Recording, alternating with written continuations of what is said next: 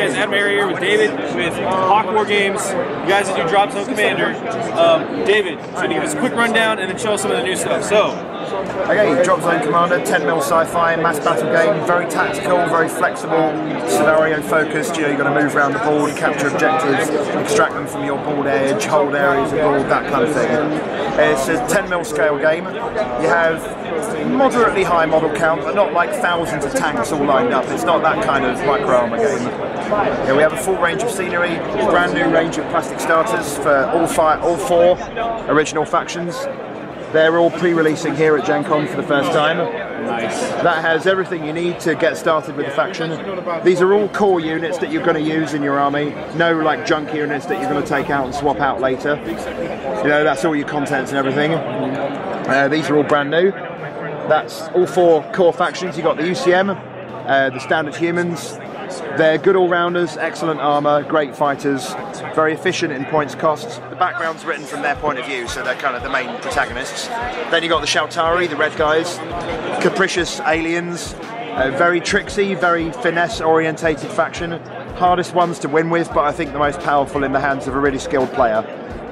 They're generally undergunned, under-armoured and over-pointed, but they can do all sorts of stuff which makes them very hard to deal with as an opponent.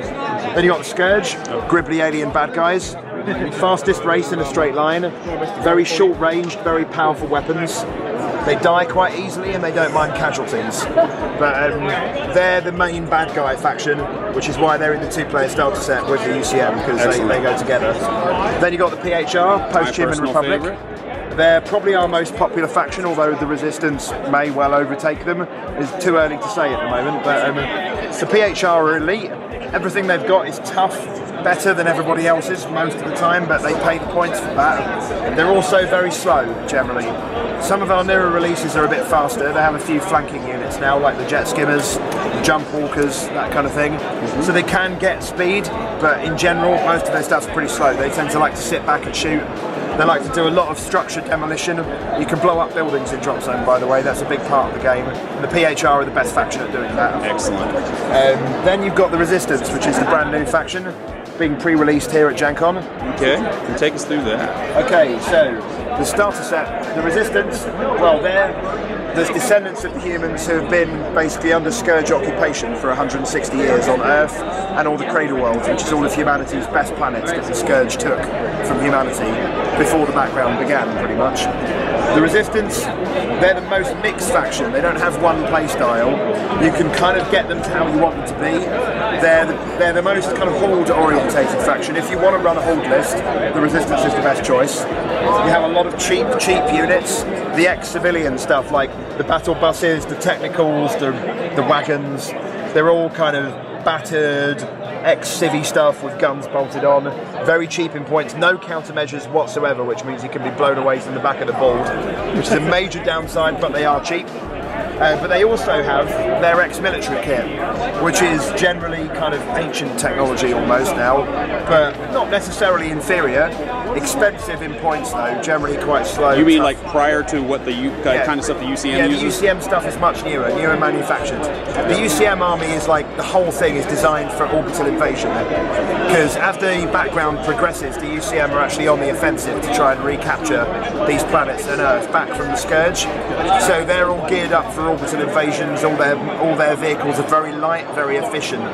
You know, the Resistance vehicles were designed for planetary defense, peacekeeping, that kind of thing. So they're much heavier armor, more multi-purpose in design. You know, which means they're kind of, I've described them as spongy as a design. They've got like multiple weapons of different calibers, that kind of thing. You know, but they cost a lot of points. They've got some like the Zukov anti-air tank, which is amazingly expensive in points. Very, very powerful. You can't take many of them, these guys over here. They're like an anti-aircraft sniper.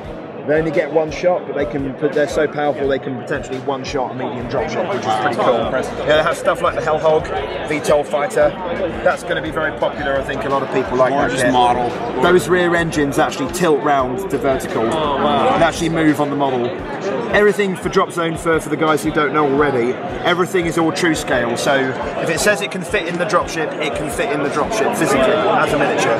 The dropships are a huge part of Dropzone Commander. You're always moving your forces around. Buy dropship to gain speed, really essential part of the game. You know, the resistance are a little different because they've got several ways of getting on the board. They have the lift hulk, the big dropship. The lift hulk is their standard dropship, which is pretty equivalent to the ones the other factions have. A little tougher, a few more points. But you also have the hovercrafts, the Kraken and the Leviathan. They bring in the cheaper stuff. They cost less points, but they're a bit slower. You've also got the tunnel borer, the breaching drill, and that thing can deploy smaller vehicles like the technicals, the bikes, infantry, and that can pop up in the enemy deployment zone and start deploying, you know, rear guard. It's nice to have a dropship option that's not vulnerable to anti-aircraft fire. It is, but if you do pop up in the enemy deployment zone, it can be destroyed, and you know every gun the enemy has is going to turn on it. Yeah. So you've got to be careful about where you put it. Very useful annoyance unit. Great also as a line of retreat for your forces when you find objectives. Because it essentially counts as a bald edge once it's down, so you can deploy certain units from it. You can run away into it, which is great if you're trying to get an objective off the board. Yeah, that's a great mechanic. You always get more points for an objective you extract rather than one you hold at the end of the game. As a system, Dropzone is designed for tournaments. It's kind of less hardcore competitive than War Machine is, but it's a lot more competitive and a lot more streamlined than 40k is, as a rule set in general. That's how we kind of focus. 1500 points is the sweet spot for tournament-sized games, about an hour and a half per round. We've run several successful tournaments so far, and it's working very nicely, so I'm happy with that. Glad to hear it, glad to hear it. Yeah. So that's the new stuff coming out. We're going to get a quick rundown of a board game now, right? Yeah. The actual board and table and stuff in action, so let's cut to that. Cool. Alright, so some cool stuff I found out while I was waiting. These really cool reference sheets come in there. This whole board that we're about to play on is part of the starter set. So it looks like two faction starter set. Lots of cool quick start reference sheets. Yeah, so good stuff. Shall I show you the new book? Yeah, let's go check out the new book. Because you weren't paying attention. We've nearly sold all our new books at GenCon, this being day 3. So this is Reconquest Phase 1. Okay, and this introduces the resistance. Yeah. Okay. One thing we are doing is every book will advance the storyline. This is 251 days after the first book. Okay. So in the first book, the UCM has just launched the Reconquest, which is their attempt to recapture the Cradle Worlds and Earth.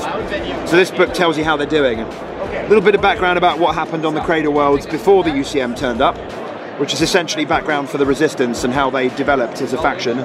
Cool. Then you've got all the different campaign areas. Big difference between this and the original book is the art direction. There's over 100 pieces of artwork in here to add a human element to the game, as well as all the customary pictures of miniatures, which we have a lot of. Yeah.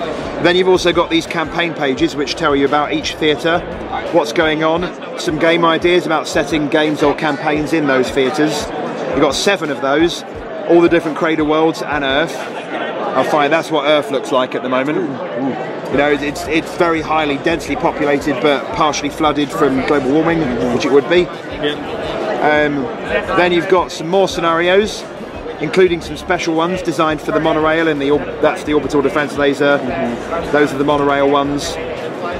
Plenty of different scenarios. A few new rules mechanics. Then you've got catch up for each race, with all the new units we've released since the original book. Oh, cool. That is a complete package for a book. Yeah. You've got special characters, which are new to the game in this book. Famous commanders, we call them. Right.